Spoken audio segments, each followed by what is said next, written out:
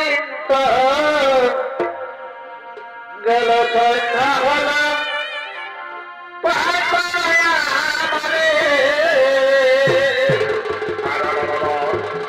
ঘড়ি দিন তো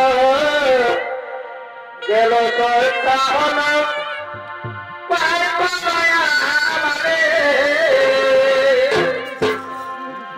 আমি পরের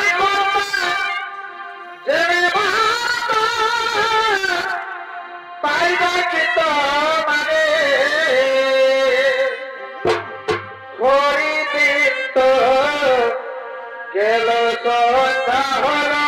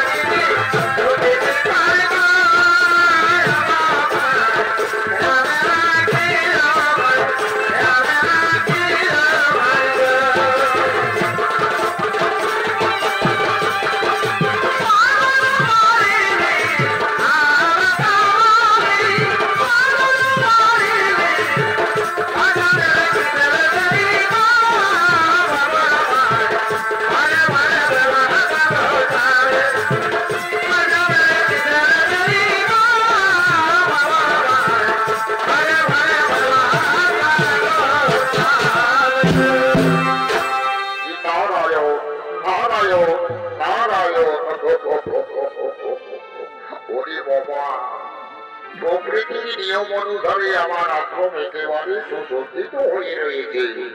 চতুর্দিকে পোশাকে কেমন যেন প্রস্ফুটিত পুষ্প, সেই পুষ্পে ভ্রমর ভ্রমরে মনের আনন্দে গুনগুন করতে করতে মধু আহরণ করছে।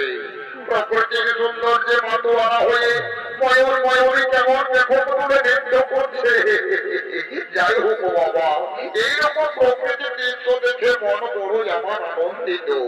এখন আমি আমার আশ্রমে বসে একটু বিশ্রাম করি বাবা, আমি এখন একটু বিশ্রাম করি। ওদিকে এদিকে লবহর্ষ মণি নিজ আশ্রমে পদ্মাধরে উপবিষ্ট হলেন। আর ওদিকে হস্তিনানগরের সূর্যবংশীয় রাজা পাণ্ডবের পুত্রগণ লবহর্ষ মণির আশ্রমের দিকে আগমন করছে।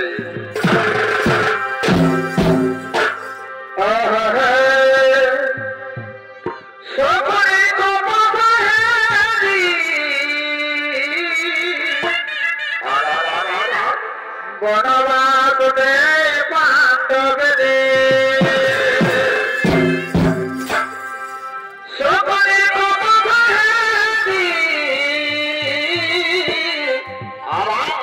বনবাস দে পাণ্ডব দে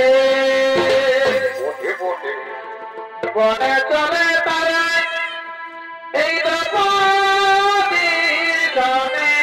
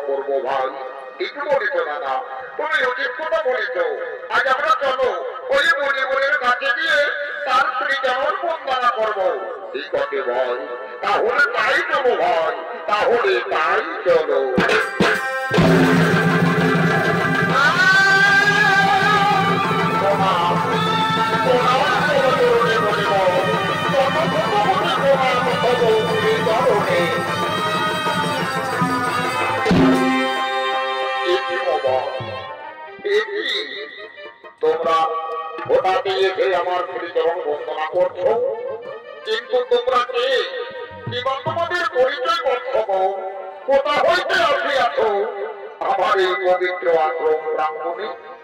ওহো মণিবর, মণিবর, আমাদের পরিচয় হলো হস্তিনানগর থেকে আমরা আসছি। আমাদের পরম পিতা হলো মহারাজা পাণ্ডু। আমি হলাম যুধিষ্ঠির, আর এই যে এরা হলো আমার সহোদর ভাই দেব ও নকুল সহদেব। আর ওই যে নারীকে দেখতে পাচ্ছ মণিবর, ওই সুন্দরী নারী হলো আমাদের স্ত্রী দ্রৌপদী। ও বুঝতে পারলাম বাবা, তোমরা মহারাজা পাণ্ডুর পুত্র গো। ঠিক আছে বৎস গো, ঠিক আছে বাবা, ঠিকই আছে। কিন্তু মণিবর, আপনার আশ্রমে কি যেন একটা পবিত্র গন্ধ ভেসে আসছে, আর ওই নির্মল সুগন্ধি আমার মনকে কেমন একেবারে শান্ত মুখরিত করে তুলেছে গুরুদেব। কিন্তু বলুন তো মণিবর, এই সুগন্ধ কোথা থেকে ভেসে আসছে? এই অপূর্ব সুগন্ধ কোথা থেকে ভেসে আসছে? ও বুঝতে পেরেছি বাবা, তোমরা যে গন্ধ পাচ্ছ তা তোমরা বুঝতে পারোনি। এই সুগন্ধ হলো গন্ধমাধব পর্বত পেরিয়ে মানস সরোবরের গন্ধ, আর এই সুগন্ধ আসছে সুবর্ণ পদ্মের গন্ধ হয়ে। এ কি বলছেন গুরুদেব? এ কি কথা বলছেন আপনি? এই পবিত্র সুগন্ধ হলো সুবর্ণ পদ্মের গন্ধ। কিন্তু গুরুদেব, আমরা তো সেই সুবর্ণ পদ্ম পেতে পারি না। আমার যে মনে বড় আশা গুরুদেব, আমি সেই সুবর্ণ পদ্ম দিয়ে আমি দয়াল ঠাকুর ভগবানের পূজা করতে চাই গুরুদেব। তা হবে না রে বাবা, তা হবে না। ওই সুবর্ণ পদ্ম আনতে গেলে অনেক বাধা বিপত্তি, বিপদ আপদ খেতে যেতে হবে বাবা। ওই মানব সরোবরে যাওয়ার মতো আমি তো তোমাদের মধ্যে কাউকে দেখতে পাচ্ছি না। কে যাবে সেই মানব সরোবরে? এটি বলছেন বলে, এটি কথা বলছেন আপনি। এই দেখুন আমার সহোদর ভাই বিগত ভীমসেন, ওই ভীমসেনের কাছে কোনো কাজে অসংখ্য নয় গুরুদেব। ওই ভীমসেন তার দেহ শক্তি দিয়ে সমস্ত সাধ্য কাজকে নিজের সাধ্য মতো করে ফেলে গুরুদেব। এ কি বলছো পাণ্ডব পুত্র? একই কথা বলছো তুমি? তোমার ওই ভীমসেন যেতে পারবে গন্ধমাধব পর্বত পার হয়ে মানস সরোবরে? হ্যাঁ গুরুদেব, আমার তো পূর্ণ বিশ্বাস আছে বলে আমার ভাই বিগত ভীমসেন, আমার ভাই বিগত ভীমসেন সেই মানস সরোবরে অবশ্যই পৌঁছে যাবে।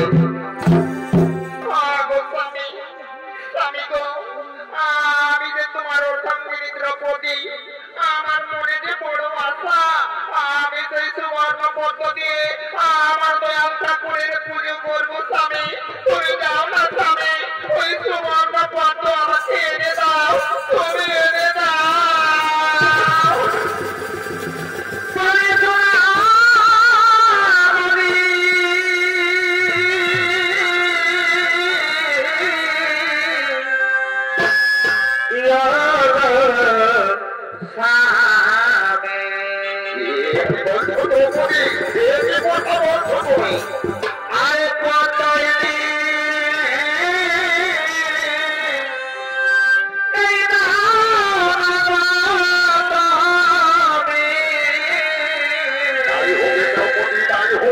তোমার মনের কথা অবশ্যই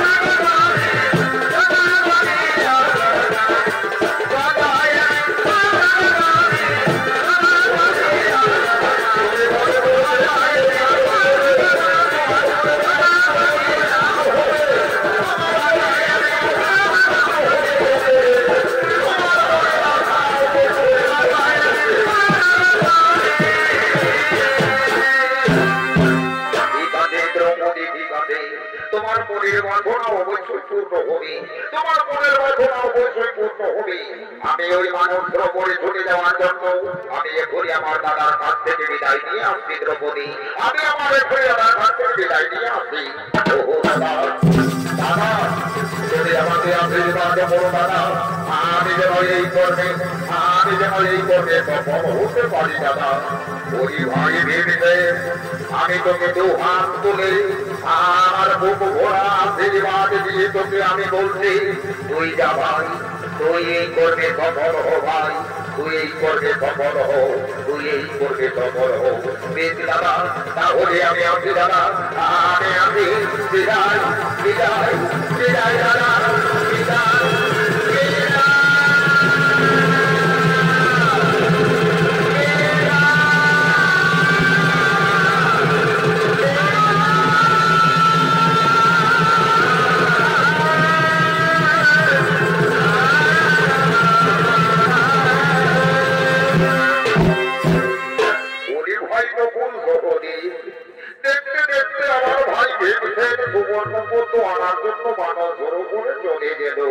তাহলে আমরা এখানে কি করবো ভাই?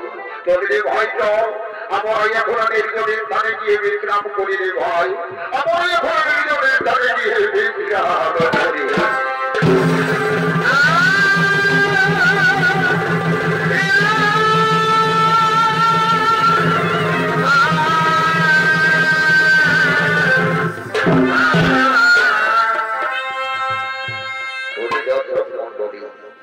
নিজের বউয়ের কথা রাখার জন্য বিকটর ভেবে সুবর্ণ পদ্ম আনার জন্য মানব সরোবরে চলেছে।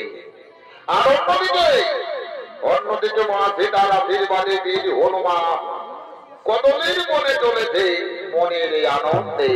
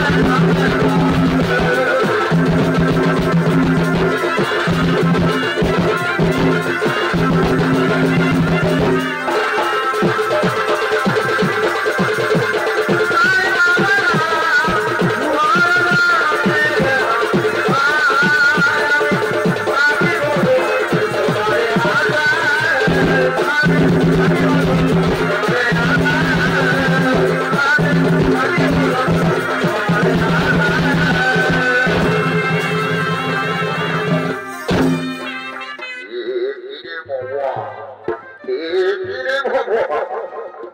এই কদরের বনে কেমন যেন মর্মর চরমর করে শব্দ শোনা যাচ্ছে। আমার মনে হচ্ছে এই কদরের বনে কোন বীর পুরুষ প্রবেশ করেছে। না না না না না না না, আমি বয়স্ক বৃদ্ধ মানরহী, আমি আর বেশি চলাফেরা করতে পারি না বাবা। তাই তো আমি এই পথের মধ্যে আমার লেজকে বিস্তারিত করে একটু বিশ্রাম করি বাবা। এই পথ মাঝে আমি একটু বিশ্রাম করি।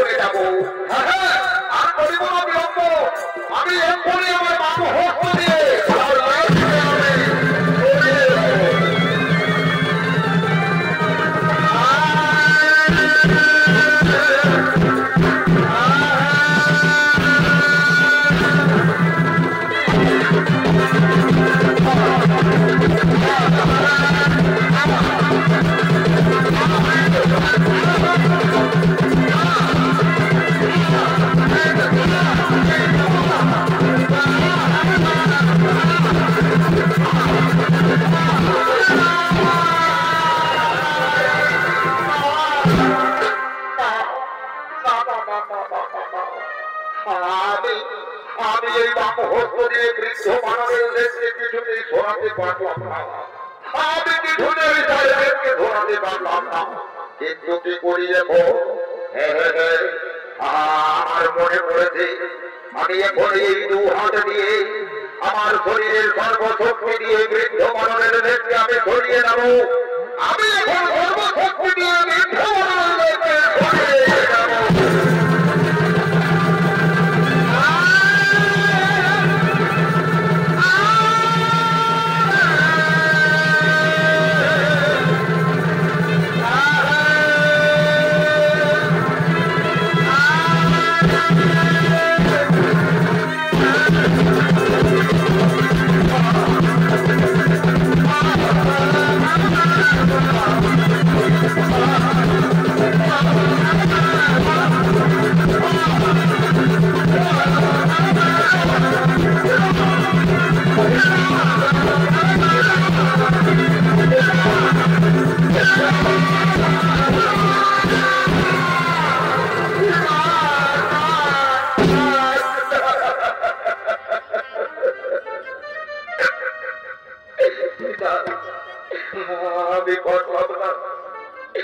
আমার সর্বশক্তি দিয়ে বৃদ্ধ মানবের লেজকে আমি কিছুতে সরাতে পারলাম না।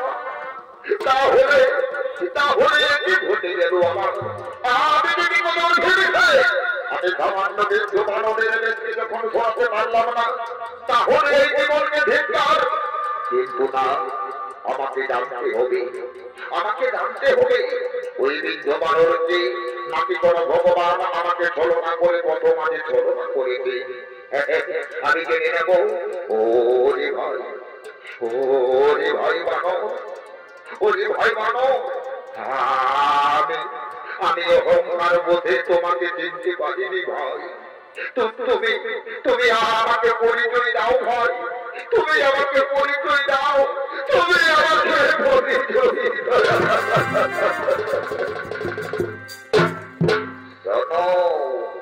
শোনো হে পথগামী, তুমি আগে তোমার পরিচয় দাও, তারপরে আমার পরিচয় আমি দেব। হ্যাঁ, ঠিক বলেছ তুমি, ঠিক কোথায় বলেছ। আমি আমার পরিচয় দেব। তাহলে শোনো বৃদ্ধ মানব, আমার পরিচয় হলো সূর্যবংশী জন্মমোর, বিকলর ভীমসেন আমার নাম, পবনদেবের পুত্র আমি, আমার হস্তিনা নগরে ধাম। এ কি বলছো পথগামী? তোমার পরিচয় সূর্যবংশী পবনদেবের পুত্র তুমি?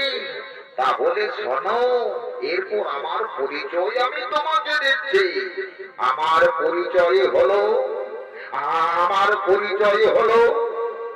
ভাই, কেশরী ক্ষেত্রে জন্ম মোর, পিতা হই পবন, মা জননী সীতার আশীর্বাদে আমি চারি যুগে অমর। তাই আমার নাম বীর পুত্র হনুমান।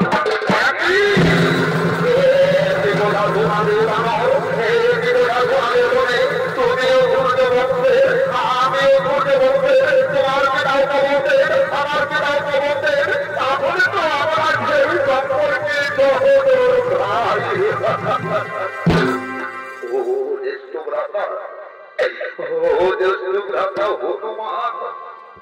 তুমি আমাকে ক্ষমা করে দাও দাদা। আমি না জেনে না বুঝে তোমাকে অমনে অহংকার বশত কতু কথা বলেছি। তুমি আমাকে ক্ষমা করে দাও দাদা, তুমি আমাকে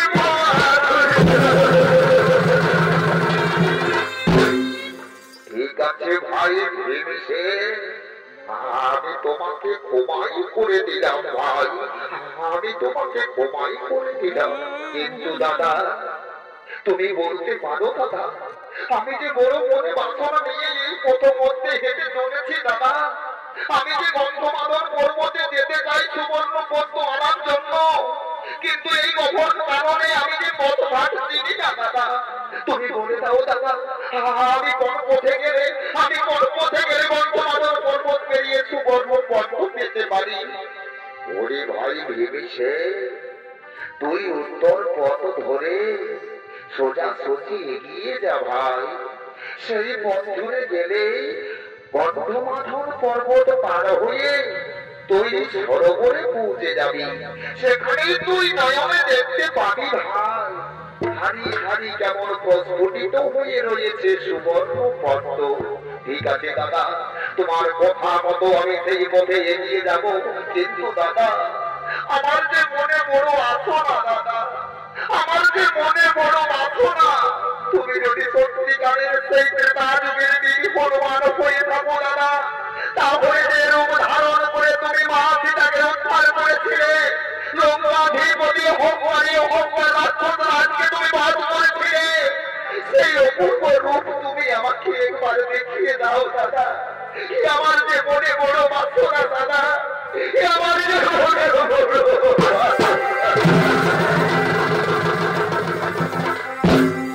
ওরে ভাই ভেবেছে তুই সেই রূপ দেখতে চাসরে ভাই, তাহলে ভালোভাবে তুই নয়ন মেলে দেখে ভাই, আমি তোকে সেই রূপেই দেখিয়ে দেব রে ভাই, আমি তোকে সেই রূপেই দেখিয়ে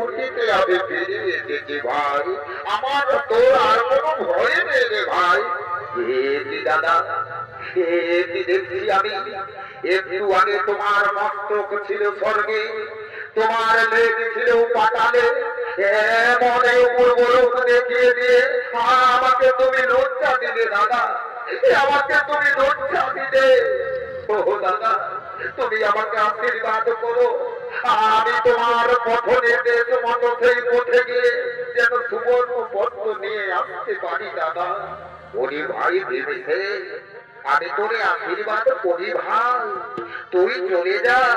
তবে দেখিস পথ মাঝে যদি কোনো বাধা বিপত্তি বিপদ ঘটে, তাহলে তুই আমাকে স্মরণ করবি ভাই ভেবে। তোর শত দুঃখ যন্ত্রণা বিপদময় সংকট পরিস্থিতি থেকে আমি তোকে উদ্ধার করবো ভাই।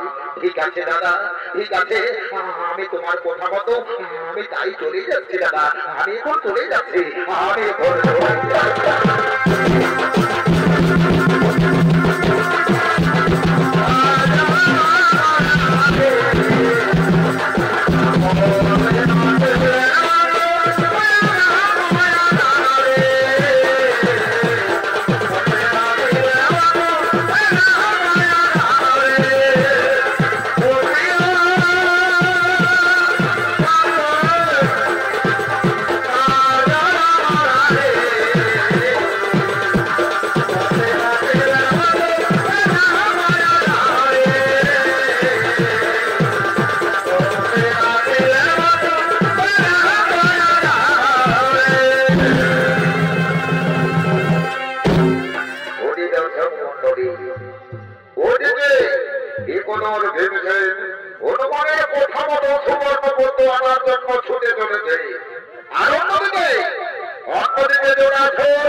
গভীর জঙ্গলের দিকে আলাপ করছে।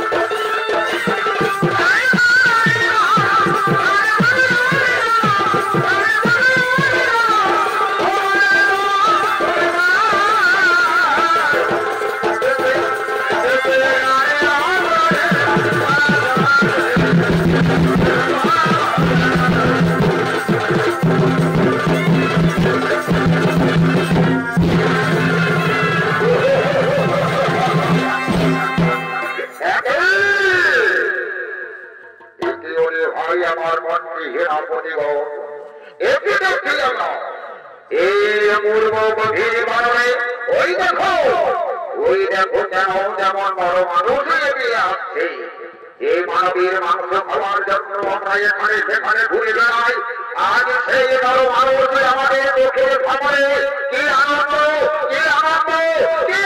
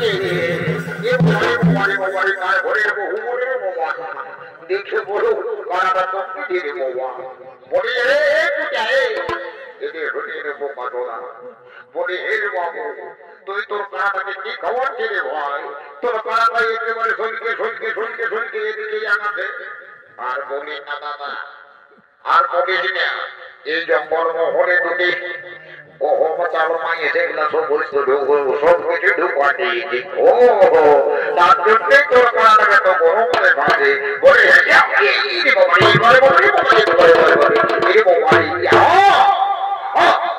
সবাই একেবারে গোলা তোলা মারবি না দি বাবা সবাইকে একেবারে সিং ঢুকাই করান দিলে মনে হচ্ছে